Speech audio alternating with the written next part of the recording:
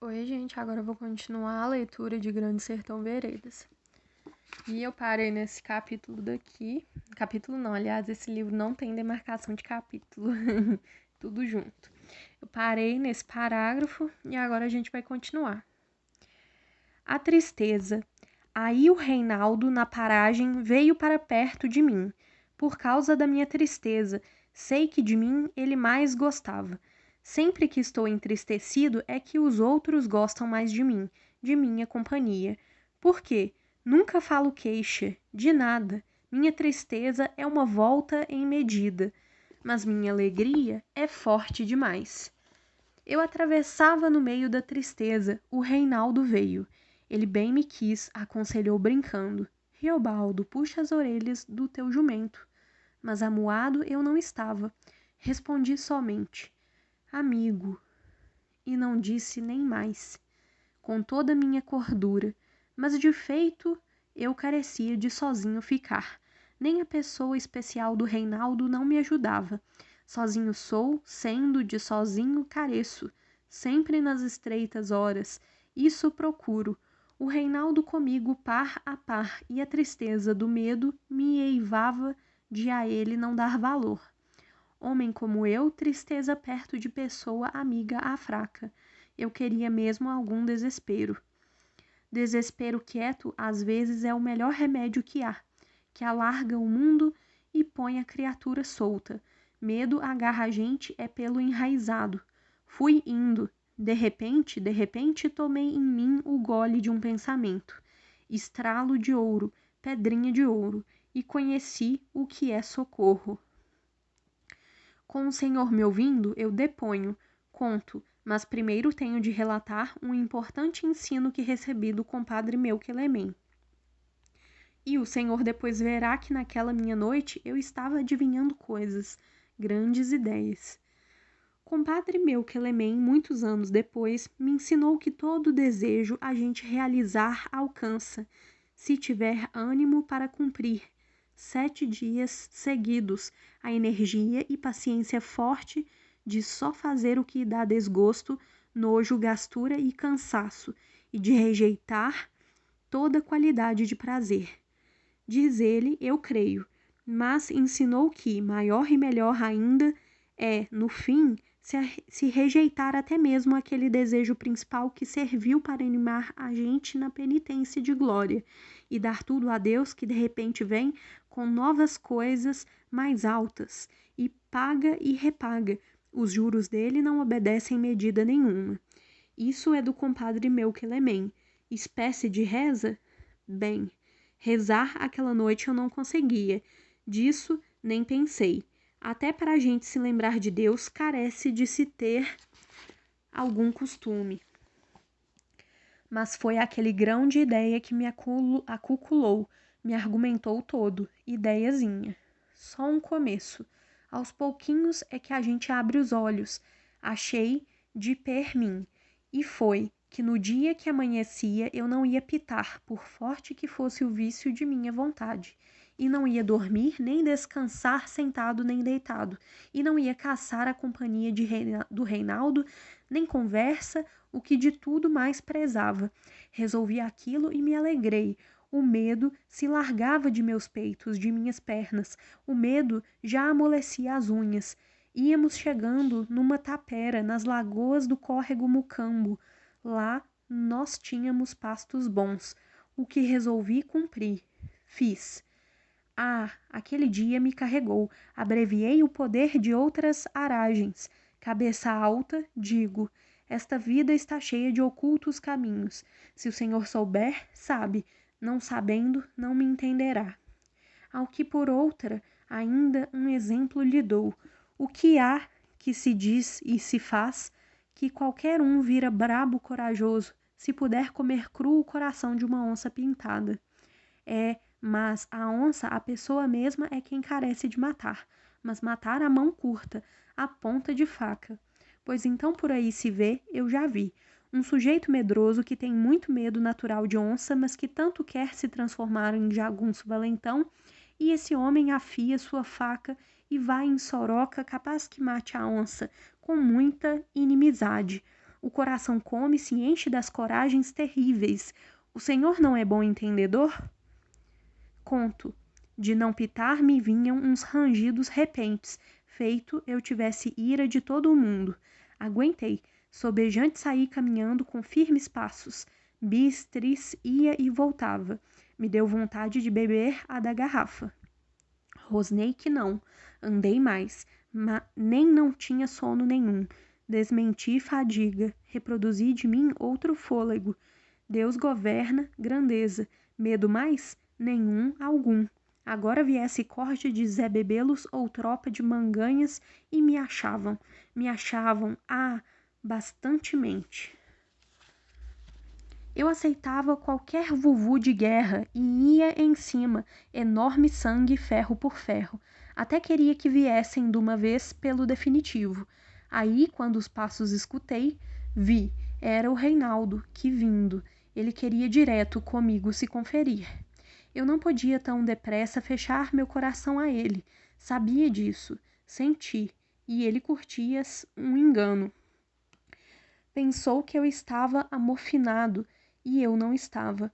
O que era sisudez de meu fogo de pessoa, ele tomou por mamolência. Queria me trazer consolo? Riobaldo, amigo, me disse. Eu estava respirando muito forte, com pouca paciência para o trivial, pelo tanto respondi alguma palavra só. Ele, em hora comum, com muito menos que isso, a gente marfava. Na vez não se ofendeu. Riobaldo, não calculei que você era genista, ainda gracejou. Dei a nenhuma resposta. Momento calados ficamos, se ouvia o corrute dos animais que pastavam à bruta no capim alto. O Reinaldo se chegou para perto de mim. Quanto mais eu tinha mostrado a ele a minha dureza, mais amistoso ele parecia. Maldando, isso pensei. Acho que olhei para ele com que olhos? Isso ele não via, não notava. Ah, ele me queria bem, digo ao Senhor. Mas graças a Deus, o que ele falou foi com a sucinta voz. Riobaldo, pois tem um particular que eu careço de contar a você, e que esconder mais não posso. Escuta, eu não me chamo Reinaldo de verdade. Este é nome apelativo, inventado por necessidade minha. Carece de você não me perguntar por quê. Tenho meus fados. A vida da gente faz 7 voltas. Se diz, a vida nem é da gente. Ele falava aquilo sem rompante e sem entonos, mas antes com pressa, quem sabe se com tico de pesar e vergonha suspensão. Você era menino, eu era menino. Atravessamos o rio na canoa. Nos topamos naquele porto. Desde aquele dia é que somos amigos. Que era, eu confirmei e ouvi. Pois então, o meu nome verdadeiro é Diadorim. Guarda este meu segredo. Sempre, quando sozinhos a gente estiver, é Diadorim que você deve me chamar. Digo e peço, Riobaldo. Assim eu ouvi, era tão singular. Muito fiquei repetindo em minha mente as palavras, modo de me acostumar com aquilo. E ele me deu a mão. Daquela mão eu recebia certezas dos olhos. Os olhos que ele punha em mim, tão externos, quase tristes de grandeza. Deu alma em cara. Adivinhei o que nós dois queríamos. Logo eu disse, Diadorim, Diadorim, com uma força de afeição.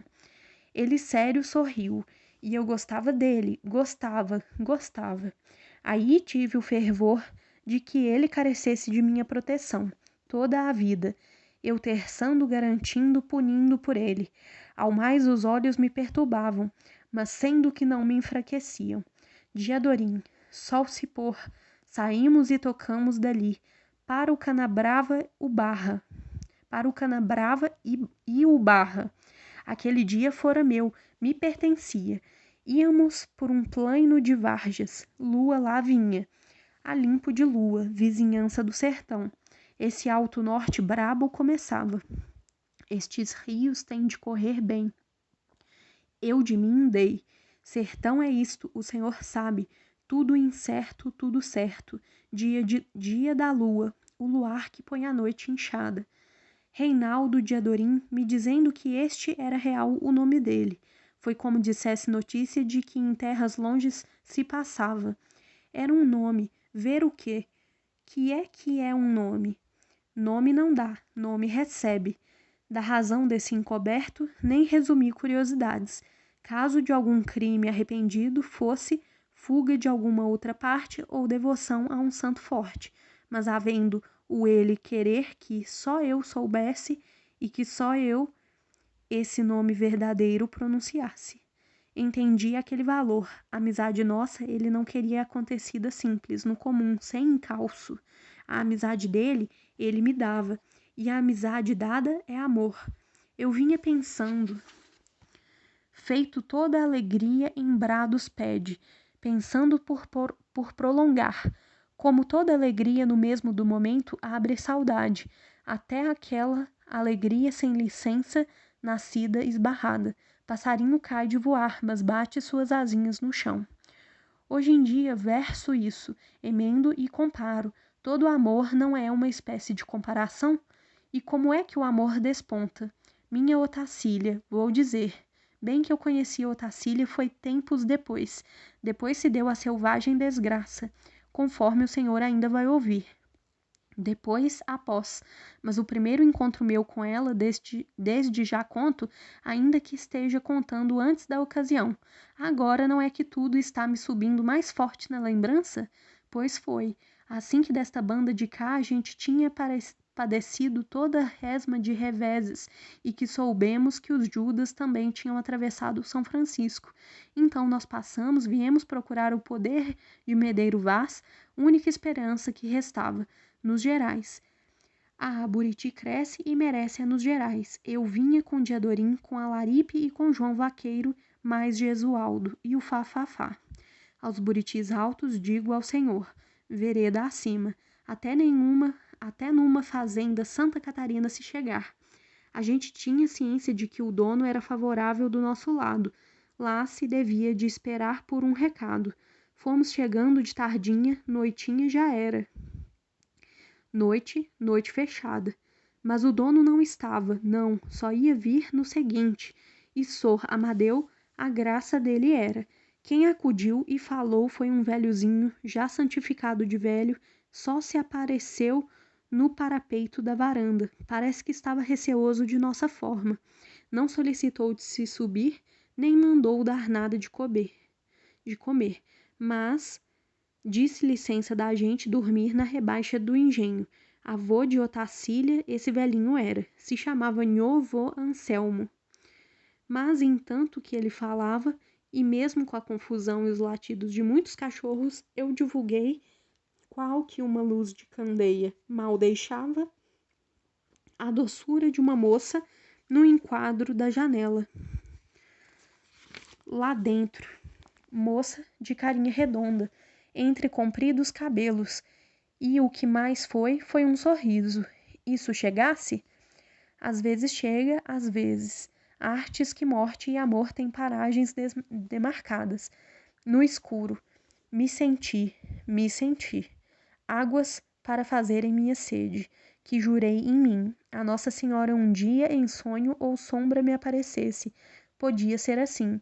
Aquela cabecinha figurinha de rosto em cima de alguma curva no ar, que não se via. A mocidade da gente reverte em pé o impossível de qualquer coisa. Otacília, o prêmio, feito esse eu merecia? Diadorim, dirá o senhor. Então eu não notei vicice no modo dele me falar, me olhar, me querer bem? Não, que não. Fio e digo. Adiu, outras coisas. O senhor duvida? Ara, mitilhas, o senhor é pessoa feliz. Vou me rir. Era que ele gostava de mim com a alma, me entende? O Reinaldo. Diadorim, digo. Ele sabia ser homem terrível. Suspa, o senhor viu onça, boca de lado e lado, raivável pelos filhos, viu rusgo de touro no alto campo, brabejando, cobra jararacuçu, emendando 7 botes estalados, bando doido de queixadas se passantes, dando febre no mato?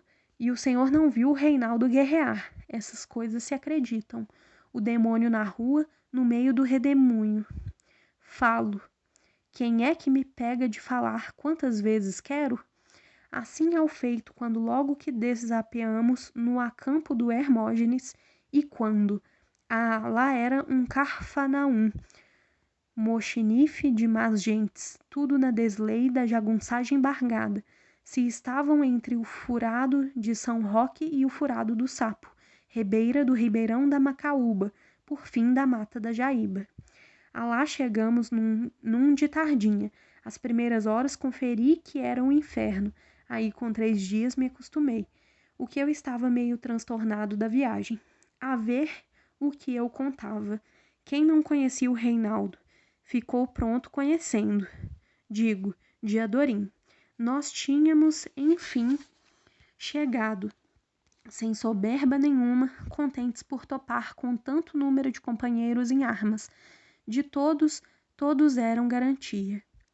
Entramos no meio deles, misturados, para acocorar e prosear, caçamos um pé de fogo. Novidade nenhuma, o senhor sabe. Em roda de fogueira, toda conversa é miudinhos tempos. Algum explicava os combates com Zé Bebelo, nós, o nosso. Roteiro todo da viagem, aos poucos para se historiar. Mas de Adorim, sendo tão galante moço, as feições finas caprichadas, 1 ou 2 dos homens não achavam nele jeito de macheza, ainda mais que pensavam que ele era novato. Assim loguinho começaram a ir gandaiados. Desses 2, um se chamava de alcunha o Fancho Bode, Tratantás. O outro, um tribufu, se dizia Fulorêncio, veja o senhor, mal par. A fumaça dos tições deu para a cara de Diadorim. Fumacinha é do lado, do delicado. O Fancho Bode teatrou. Consoante falou soez, com soltura, com propósito na voz. A gente quietos, se vai lá aceitar rixa assim de graça? Mas o sujeito não queria prazear. Se levantou e se mexeu de modo, fazendo chetas, mengando e castanhetando, numa dança de furta-passo. Diadorim se esteve em pé, se arredou de perto da fogueira, vi e mais vi, ele apropriar espaços. Mas esse Fancho Bode era abusado, vinha querer dar umbigada, e o outro, muito comparsa, lambuzente preto, estumou, assim como fingiu falsete, cantarolando pelo nariz. Pra Gaúder Gaudêncio e aqui pra o Fulorêncio. Aquilo lufou. De rempe, tudo foi um ão e um cão, mas o que havia de haver eu já sabia. O ape, o assoprado de um refugão, e Diadorim entrava de encontro no Fancho Bode, arrumou mão nele, meteu um sopapo, um safano nas queixadas e uma sobarbada. E calçou com o pé, se fez em fúria. Deu com o Fancho Bode todo no chão e já se curvou em cima. E o punhal parou ponta diantinho da goela do dito, bem encostado no gogó da parte de riba para se cravar deslizado com bom apoio, e o pico em pele de belisco para avisar do gosto de uma boa morte. Era só se soltar que, pelo peso, um fato se dava. O fechabrir de olhos e eu também tinha agarrado meu revólver. Arre, eu não queria presumir de prevenir ninguém, mas queria mesmo era matar, se carecesse. Acho que notaram, ao que, em hora justa e certa, nunca tive medo. Notaram, farejaram pressentindo, como o cachorro sabe. Ninguém não se meteu, pois desapartar assim é perigoso. Aquele Fulorêncio instantâneo esbarrou com os acionados indecentes. Me menos olhou uma vez, daí não quis me encarar mais. Coca Bronco, Diadorim mandou o Fancho se levantasse, que puxasse também da faca, viesse melhor se desempenhar. Mas o Fancho Bode se riu, amistoso safado, como tudo tivesse constado só de uma brincadeira. Oxente, homem tu é, mano velho, Patrício. E estava escabreado. Dava nojo ele, com a cara suja de maus cabelos que cresciam por todo lado. Guardei meu revólver respeitavelmente. Aqueles 2 homens não eram medrosos, só que não tinham os interesses de morrer tão cedo assim. Homem é rosto a rosto, jagunço também. É no quem com quem.